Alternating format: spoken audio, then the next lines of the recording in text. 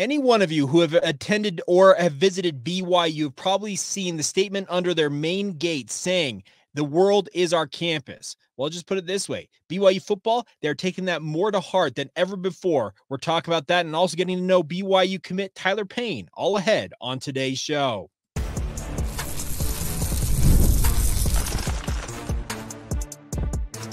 You are Locked On Cougars, your daily podcast on the BYU Cougars, part of the Locked On Podcast Network, your team every day.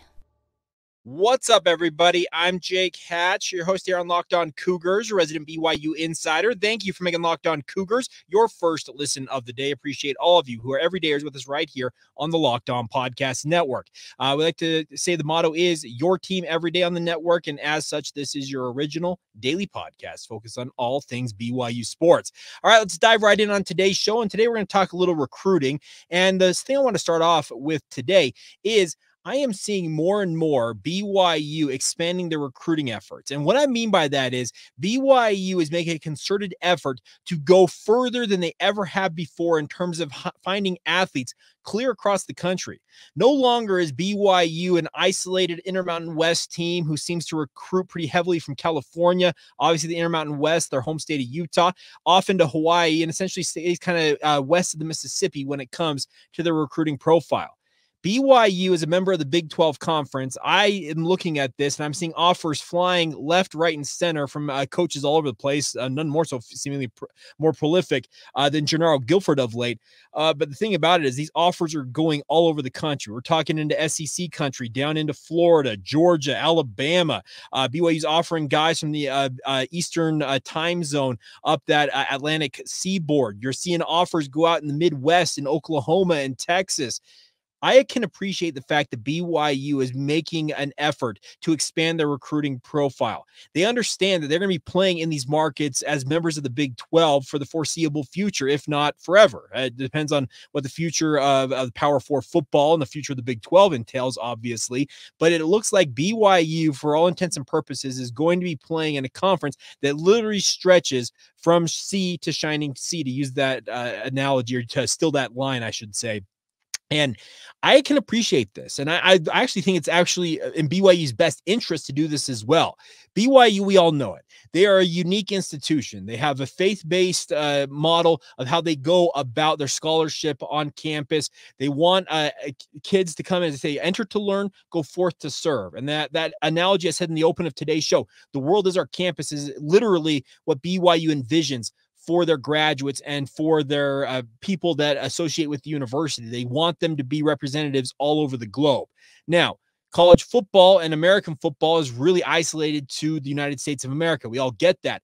But BYU's coaching staff, led by Kalani Sitake, have been absolutely dogged in going out and expanding that recruiting profile and going after guys that they may not otherwise have had maybe a pull with. The thing about it is BYU is a member of the Big 12. They're going to be playing games at UCF this November, actually late October, on that one. They're also going to be playing games in Arizona. They'll be playing games in the state of Utah once again with the rivalry against Utah back. They'll be going to Colorado, Kansas, Oklahoma. They'll be headed down to Texas. They're going to be headed to Cincinnati, all the way out to West Virginia.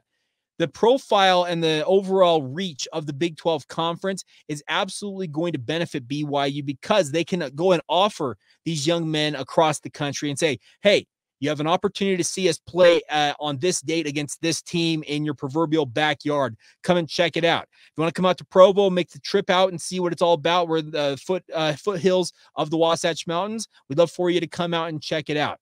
I can appreciate what BYU is trying to do. I've had many people tell me, Jake, BYU needs to be more open-minded when it comes to recruiting the athletes they're going after. And what they mean by that is going after kids who may not be members of the Church of Jesus Christ of Latter-day Saints, but they are still God-fearing Christian evangelical types who are looking for a university that has a faith-based mission like BYU. And it also doesn't hurt the fact that BYU, being a faith-based institution, is also playing the top level of college football these kids can aspire to play.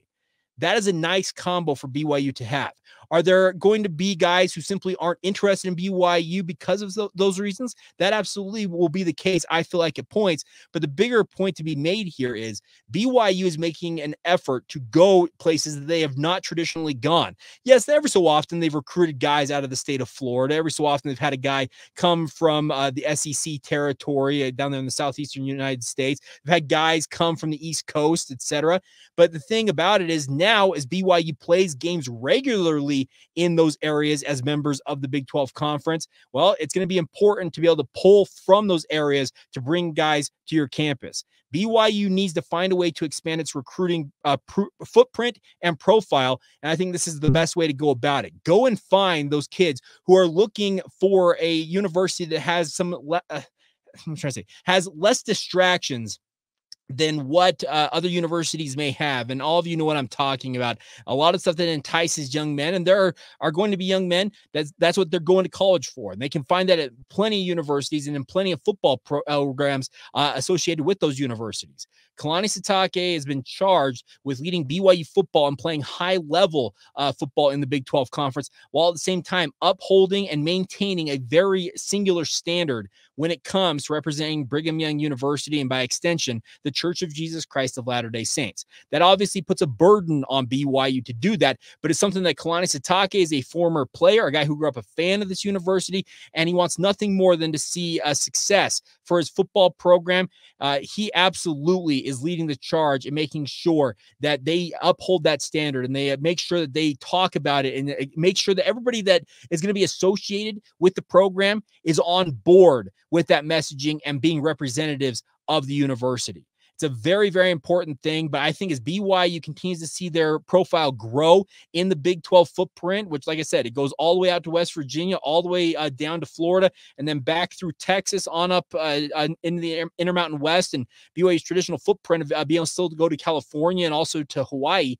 The good news is, if you're a BYU fan, is BYU's recruiting footprint has never been bigger. It's never been better. And hopefully it will yield more and more results in terms of higher level athletes to add to the roster for the Cougars, and thereby giving BYU better opportunities to compete at the top shelf or the top level in the Big 12 Conference in years to come. It may not, like I said, it's not going to come immediately. Let me be very clear about that. Don't expect a miracle overnight in terms of completely renovating and refitting or retrofitting this BYU roster, if I can get the words out of my mouth here. But I think the bigger point to be made here is BYU absolutely understands what they're up against playing at this level of football, and they are going about making sure that they have the best talent that they can find available to them. And when they find those talents, they're making sure that they know exactly what BYU is all about, and also why they would like to have them come to Provo and play for the Cougars as well. All right, coming up next, we're going to talk to a guy who is most would consider the poster boy for what BYU is traditionally recruited. But the good news is he's an incredible football player. He's got BYU blood quite literally in him. A guy by the last name of Payne. That should tell you everything who we're going to talk to next. That is Tyler Payne, Weber High School product, a commit to the BYU football program as part of the 2025 recruiting class. He joins us next right here on Locked On Cougars. Today's show is brought to you by our friends over at eBay Motors. Passion, drive, and patience, the formula for winning championships, is also what keeps your ride or die alive. eBay Motors has everything you need to maintain your vehicle and level it up to peak performance, my friends. Superchargers, roof racks, exhaust kits, LED headlights, and more. Whether you're into speed, power, or style, eBay Motors has got you covered. With over 122 million parts, your number one ride or die, you'll always find exactly what you're looking for. And with eBay Guaranteed Fit, your part is guaranteed to fit your ride every time, or you get your money back. It's as simple as that, because with eBay Motors, you're burning rubber, not cash. With all the parts that you need at the prices you want, it's easy to make your car the MVP and bring home those huge wins. Keep your ride or die alive today at ebaymotors.com. Eligible items only, exclusions apply, and eBay Guaranteed Fit is only available to U.S. customers. But once again, get started today at ebaymotors.com. Please be joined now by Tyler Payne, linebacker out of Weber High School. And if his last name sounds familiar, it should, because he has a dad and an uncle who are stars for BYU, but he hopes to carry on that family legacy as he goes to BYU in coming years. Tyler, first thing I've got for you is, how does it feel to know that you're carrying on a second generation of BYU football legacy in you? Oh, man, it feels really great. I've been dreaming about this since I've been a little kid. So to carry on my dad and uncle's legacy. It's really awesome. So I'm excited. Now, let's acknowledge the fact that your dad and uncle were kickers at BYU, but you play a different position. And I remember talking to your dad. Your older brother was at a banquet that I was emceeing for the John Watson High School Player of the Week award, and I know that you've been a part of that as well. I was talking with your dad about it, and I said, "Hey, why aren't your kids kickers?" He said, "They decided they wanted to actually, play football." And I thought it was absolutely a hilarious line for him to use. But you play linebacker for Weber High School. Just tell me what about linebacker attracts you to that position? Yeah, well, I think a big thing for me is just going out and hitting people. I think, being the middle linebacker too, it's almost the quarterback of the defense. So I really like that part. I get to use my leadership. So probably just the physicality with it and then the leadership as well. Okay, I'm going to ask you this question once. How long did it take in your life before your dad showed you or you saw the clip of him laying out that Boise State returner not once but twice in 2004? Oh, man. Well, he never really showed it to me. Like, he never really bragged to us about it. But then, people in our neighborhood or whatever started sending it to us probably when I was about in like 3rd or 4th grade. I'm like, okay. So it's always fun. We always get the videos sent to us like on TikTok or Instagram or whatever. So we still get them. So it's good. Do you make fun of your dad about it and say, "Hey, why didn't you play another position if you could hit like that?" Yeah, a little bit. I mean, I always talk to the coaches about it, like that used to play with him, like, "Oh man, why didn't you play linebacker or something or tight end?" But yeah. Okay, well, fair enough. I also wanted to ask you, just in terms of as a member of the 2025 recruiting cycle, you haven't signed with BYU, and that's going to obviously carry on. You will sign, I'm assuming, in December when that early signing window opens up here. But what kind of role have you taken on as one of the earliest commits in this class to essentially recruiting your fellow prospects out there to join you in Provo? Yeah, well, that's kind of why I committed so early. Coach Kalani wanted me to get, other guys to join the 2025 class. So I've been working on a lot of the guys. I worked on Blake Bryce out of California, so he was a big-time get, and I'm still working on a couple other dudes. But, yeah, I feel like it's going to be a really good class. It already is, but it's going to be a really good class. Now, you talk about Blake. He's a tight end coming up from California. Now, you play opposite of him. What was your pitch to him to join you in Provo? I mean, I know his dad played at BYU with my dad. I think just live on the legacy with me, so – and the new tight ends coach as well. So that was kind of the two things I pitched to him. Now, you've had a pretty prolific career so far, over 100 tackles last season, 115, I believe was the number I read for Weber last year. What leads you? Why are you such a good linebacker? Just give me a breakdown of your game, if you don't mind. Yeah, well, I think it starts with the way I practice on Monday through Thursday. You can definitely win the game with your preparation leading up to it. So I think that's a big thing. I try to stay in the film room, watch as much film as I can, and then, just create great practice habits, run all over the place, fly to the ball. So I think those are the big things that help me on Friday nights. And then also my leadership, leading the guys. So it's been a good couple last 3 years, but I'm excited for the senior year. What do you hope to accomplish as a senior? I know that Weber's got a strong tradition as a football program, but what do you want to accomplish as a senior this fall? Yeah, well, I think the team goal, we've been working for a state championship for sure, and I think we definitely have the talent to do that. For me, personal goals, I want first team All-State again, and then I want region MVP again. So those are the two goals that I'm going for. Now, with regards to your future at BYU, are you going to go on a mission before enrolling? What's the plan there? I'm really not sure yet. The plan is for me to graduate early in January. So it's either go on a mission in January or enroll at BYU January. And the coaching staff's been great to me, just left it up to me to make a decision. So I'll probably do that in the next couple months, but I'm still trying to figure it out. You're going to be playing for Coach Enna, a guy who is a legacy player. I believe he played with your father as well as the linebackers coach there in Provo. What's your relationship with him like? Oh, yeah. I mean, it's been awesome. He's been the main guy who's been recruiting me before I committed, but it's been great just going down there. I've been able to be in the film room with him, the linebackers, a couple times, and it's just awesome. The energy and juice that he brings to the position is the way it needs to be coached and the way it needs to be played. And yeah, he's a beast. He's awesome. I know you're not there every day, but have there been any players on the BYU roster that have become close to you just via the recruiting process, maybe one of the other linebackers or such? Yeah. So Sione, Moa, and Ice, I'm pretty tight with. Sure. They went to Weber, so I talked to Sione a lot before the recruiting process, like before I committed, and then also Parker Kingston. He was really good friends with my older brother, so we've called and texted before, but those two have been really great to me. I can tell you, knowing the Moa family like I do, the apple doesn't fall far from the tree. And what I'm speaking of is Ben, their father. He was an incredible football player. And Ice and Sione, I'm looking forward to seeing them do some big things hopefully this fall. Yeah, for sure. Now, with regards to your relationship with Kalani Sitake, what's that been like as you've gotten to know him over the last few years?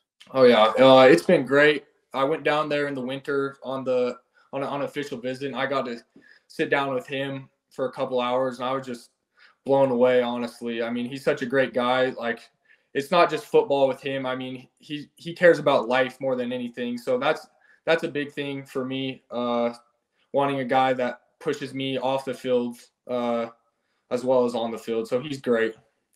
How big of a pull was playing in the Big 12 for you? I know that BYU is part of the legacy, but how big of a pull was being able to play in the Big 12 conference? Oh yeah, it was huge for me. Playing against great competition, get a great chance to go to the NFL. So that was a big part of my commitment. Now, Jay Hill, I'm sure you have familiarity with him from his time coaching up there at Weber State. He will be your defensive coordinator, depending on when you enroll, obviously. But what do you know about his defense? What excites you about being able to play for a guy that is one of the more legendary defensive minds around these parts? Yeah, he's awesome. Like you said, I've known him since, I was probably in junior high. He recruited my brother to Weber State, but, I went up there a couple times when he was at Weber State, and he was always just impressed me. But I'm really excited about the scheme he runs. It's pretty similar to what we run, a lot of under ones and stuff. Coach Hammer, he's one of our coaches up at the high school. He was the offensive coordinator with Coach Hill, so they have a great relationship, and they have pretty similar coaching styles. So I'm just excited to see how I fit in their defense, and excited to see them ball out this year. Now, I know you've still got another high school season to go, but what do you aspire to accomplish in your time at BYU, if you could essentially kind of lay out your plan for us? Yeah, well, just depending on, if I go on a mission or if I enroll early, I think a big goal for me is to definitely play a decent amount of years. And I think the end goal for me is I want to go play in the NFL. So I think BYU gives me a great chance to go do that. Is it because of the linebacker legacy? I'm sure you've watched guys like Kyle Van Noy, Fred Warner come through the ranks in the last little while. Oh, yeah, for sure. Yeah, definitely.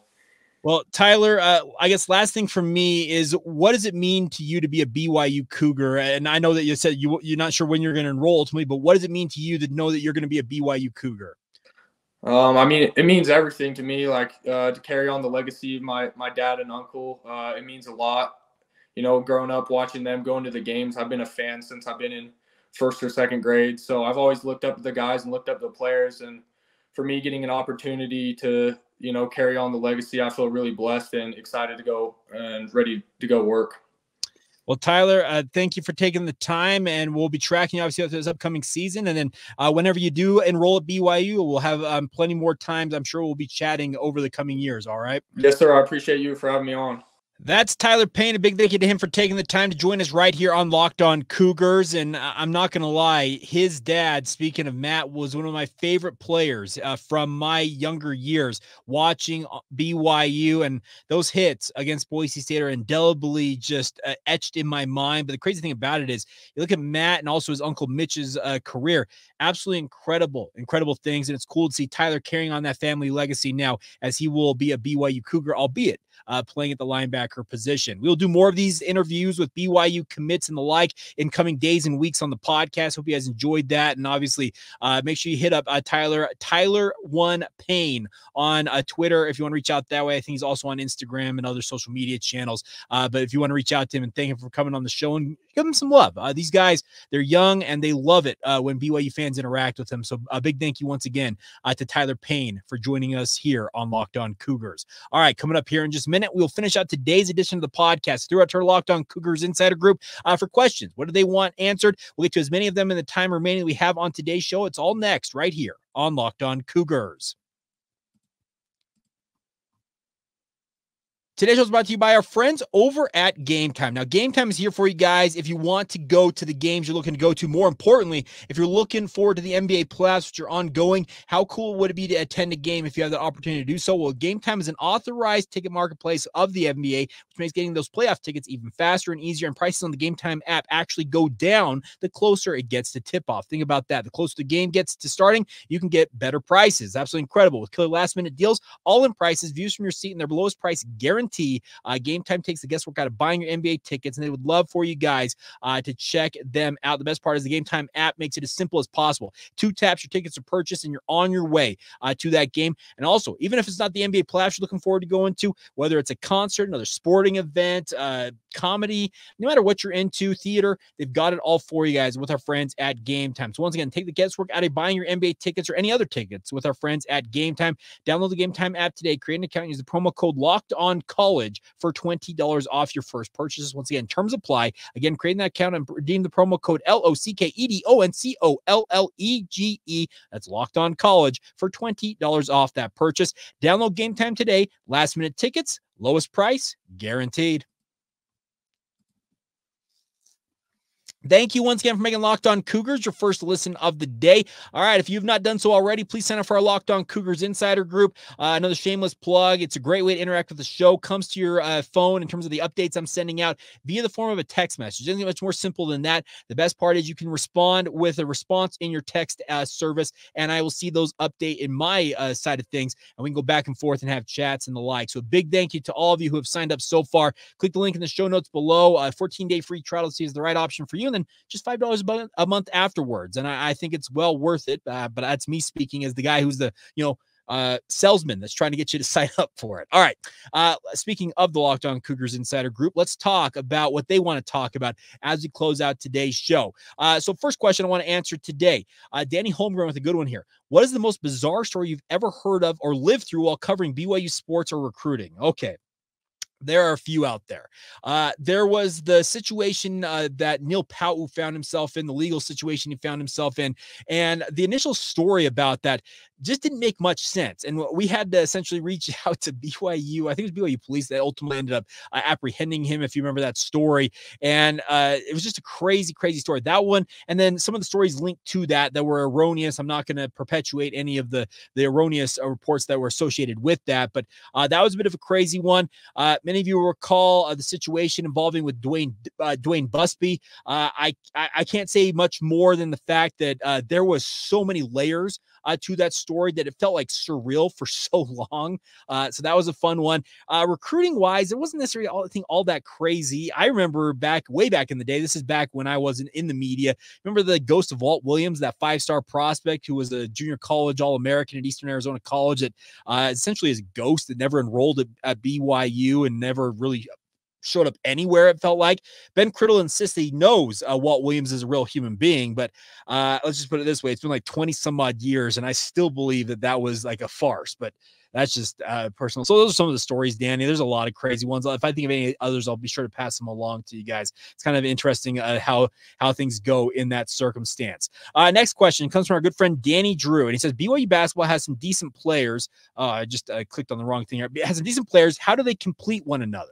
That's a great question, because honestly, right now, I think BYU is an incomplete roster because, they have 4 or 5 roster spots open. But the one thing right now, if you look at how the roster is constructed currently, I believe that you look at it and they have guys who are going to work in different molds and be able to play the style that I believe Kevin Young's going to want to play. And he's talked about it. He wants to play a 5-out with a rim rolling big. Well, that rim rolling big right now is Keba Keita, and I'm not discounting the fact that Fousseyni Traore absolutely can play that role as well. You still have some pretty incredible shooters like a guy like Trevin Nell on the perimeter. He'll be joined by a guy like Dawson Baker, ostensibly healthy finally for BYU. And also with Dawson Baker and Dallin Hall in particular, their ability to run pick and rolls and distribute the basketball while also providing high-level three-point shooting, I love the fact that they can offer that. And then I cannot forget my guy, the junkyard dog himself, Richie Saunders. He does everything that make good teams good. He's the ultimate glue guy. I think it was John Rothstein who named him the best glue guy in America. He's not wrong about that. It's absolutely incredible to see what he does, and a lot of it doesn't show up in the the box score for BYU basketball. Now, the other question that Danny asked there, I'll answer this real quick, is BYU football. The O-line seems to need chemistry. What needs to occur for us all season-long success for BYU football? Well, frankly, you need to have the guys all on the same page, and the reason for that is because football, like most sports, you got to have everybody doing their job, but football even more so. There are 11 guys on the field. There's a lot of moving parts on every single play. When one, maybe two guys screw up or fell in their assignments on any given play, it dooms the football team as a whole to having a very, very tough situation on their hands. And that was a routine thing for BYU last year. Connor Pay talked about it all the time, that one or two guys would screw up seemingly on any given play as BYU struggled on offense. And those one or two guys, their mistakes just absolutely crippled BYU's chances of having success on offense. I can tell you, based on what Connor said on this podcast, he is going to make sure that they are on the same page as much as he possibly can do that. And I think the new coaches coming in for BYU, speaking of TJ Woods and Kevin Gilbride, they're absolutely going to add to that. They are working more in concert on the coaching staff side of things than they were before. Am I surprised that they weren't working in concert before? I can't say that I'm surprised. I just think that guys had different ideas of how they wanted to go about things. And for whatever reason, communication issues amongst the coaching staff filtered down to the team. But ultimately, coaches call plays, players make plays. The players have got to be on the same page. So the biggest thing is the O-line needs to get that chemistry. Yeah, well, guess what? You need to have the guys accomplish what they need to accomplish. And I think having a better coach in that group, speaking of TJ Woods, leading that O-line in particular, what you asked, Danny, I think will absolutely help BYU's chances far more than most of us might realize. All right, we are running out of time here, so I'm actually going to hold some of these questions for tomorrow. So I'll get back to a number of these because there's some great ones here about basketball and the like, so we'll get that. By the way, I'll answer this real quick. Dennis asked this. No updates for some time on the BYU basketball assistant coaches. Where are we on this process? Dennis, as of recording of this podcast, so it is Tuesday evening, I wish I had a better idea because I have been waiting, hoping, praying, just wishing that we would have some news on this front. And Kevin Young, essentially on BYU Sports Nation, said he hoped to have some news this week. So it's the week, we're at midweek, so there's still time for it to happen, but it's kind of funny how coaching situations go. Guys can decide that they want to go to BYU, and then there's a speed bump, whatever it might be, a family situation, or they just don't necessarily mesh with what they thought BYU was or what BYU thought they were, and things come up. So I'm not reporting anything because, frankly, I'm at a standstill myself. And I know that sounds bad for a guy who's a quote-unquote BYU insider, but sometimes there's just not a lot of news out there, and that's where things kind of stand right now on that front. And then the final question I'll get to on today's show is from Isaac here. What are your hobbies outside of following BYU sports?